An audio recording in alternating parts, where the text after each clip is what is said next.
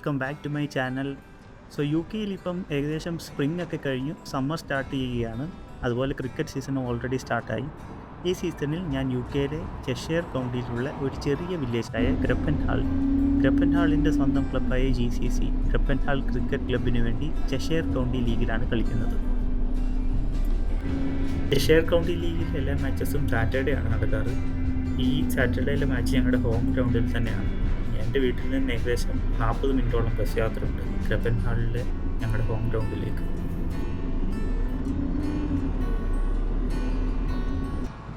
ചെഷയറിലെ വളരെ മനോഹരവും പീസ്ഫുള്ളായിട്ടുമുള്ള ഒരു ചെറിയ ബ്രിട്ടീഷ് വില്ലേജാണ്. ബസ് ഇറങ്ങിയിട്ട് അല്പം ഒരു 10 മിനിറ്റ് നടക്കാനുണ്ട്. പോകുന്ന വഴിക്ക് ഒത്തിരി 18th 19th സെഞ്ച്വറിയിലൊക്കെ പണിത ബിൽഡിങ്സും ഫാമും ഒക്കെ കാണാം. ഏകദേശം കൺട്രി സൈഡ് എന്ന് തന്നെ പറയാം. വളരെ മനോഹരമായൊരു വില്ലേജാണ്.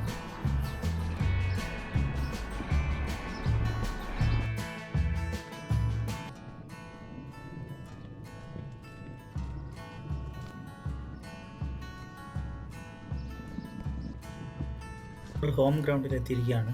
ചെഷയറിൽ തന്നെ ഏറ്റവും മനോഹരമായ ഗ്രൗണ്ടുള്ള ഒരു ക്ലബ്ബാണ് GCC. 1881 സ്റ്റാർട്ട് ചെയ്തു. ഇംഗ്ലണ്ട് ക്രിക്കറ്റിന് തന്നെ ഒത്തിരി കോൺട്രിബ്യൂഷൻസ് ചെയ്ത ക്ലബിൻ്റെ ക്രിക്കറ്റ് ഹിസ്റ്ററിയെക്കുറിച്ച് ഞാൻ മറ്റൊരു എപ്പിസോഡിൽ ഡീറ്റെയിൽ ആയിട്ട് പറയാം.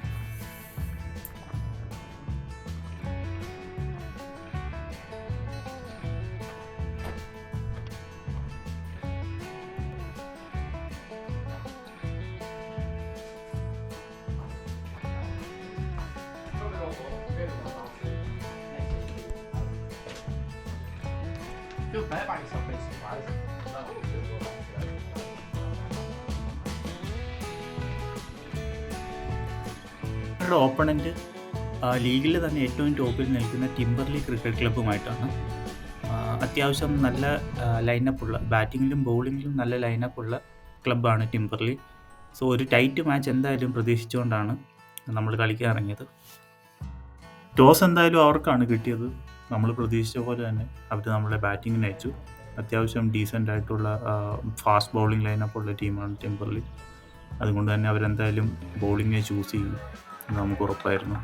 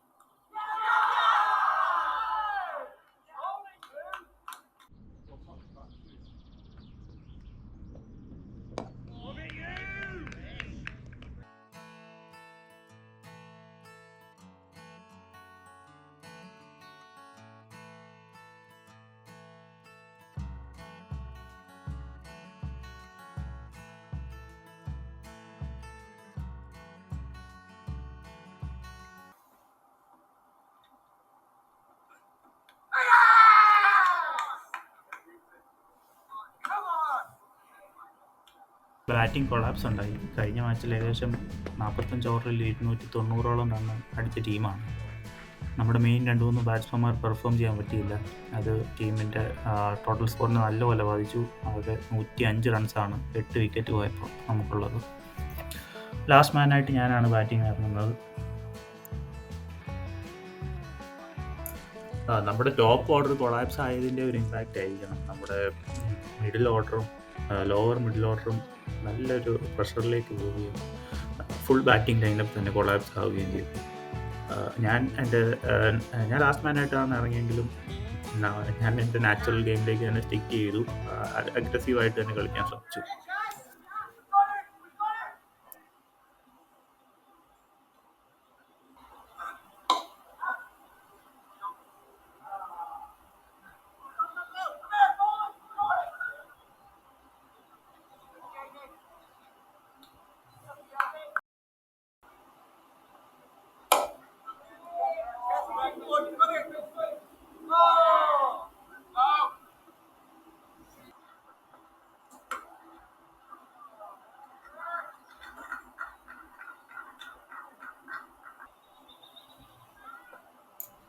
അങ്ങനെ ഒരു ഇൻസ്വിംഗർ ബോളിൽ ഞാനും ബൗൾഡായി. ടീമിൻ്റെ ടോട്ടൽ സ്കോർ വെറും 127 റൺസ് മാത്രമാണ്. അങ്ങനെ ഞങ്ങളുടെ ടീമിൻ്റെ ബൗളിംഗ് സ്പെൽ ഓപ്പൺ ചെയ്തത് ഞാനും എൻ്റെ സ്പെൽ പാർട്ട്ണറുമായ സ്റ്റാനുമാണ്. ബൗളിങ്ങിൽ മാക്സിമം എഫേർട്ട് ഇട്ട് കളി പിടിക്കാം എന്നൊരു കോൺഫിഡൻസിൽ തന്നെയാണ് ഇറങ്ങിയത്.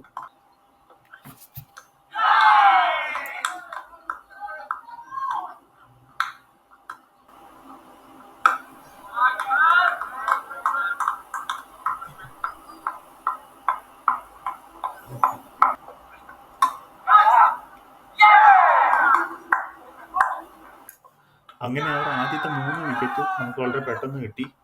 ടീമിന് അല്പം കോൺഫിഡൻസ് ആയി, ബൗളേഴ്സിനും കോൺഫിഡൻസ് ആയി. പക്ഷെ അവരുടെ ബാറ്റ്സ്മാൻമാർ ഗിയർ ഒന്ന് അല്പം മാറ്റി. അവർ ആ പ്രഷർ എടുക്കാതെ തിരിച്ച് ഒരു അറ്റാക്കിംഗ് മോഡിലേക്ക് പോവുകയുണ്ടായി.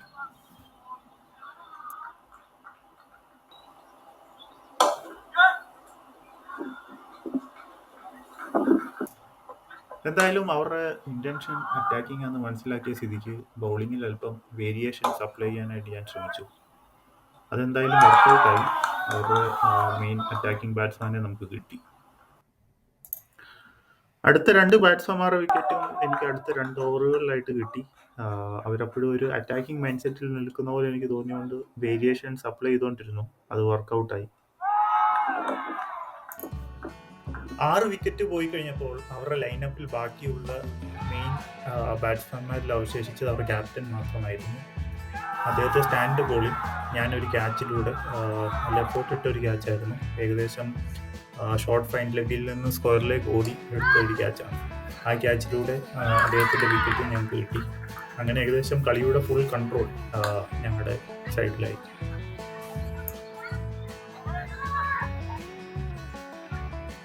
അങ്ങനെ ജയിക്കുമെന്ന് ഒത്തിരി പ്രതീക്ഷയില്ലായിരുന്ന ഒരു മാച്ച് 38 റൺസിന് ജയിച്ചു.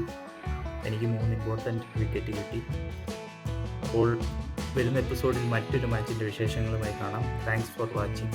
Please subscribe my channel. Thank you.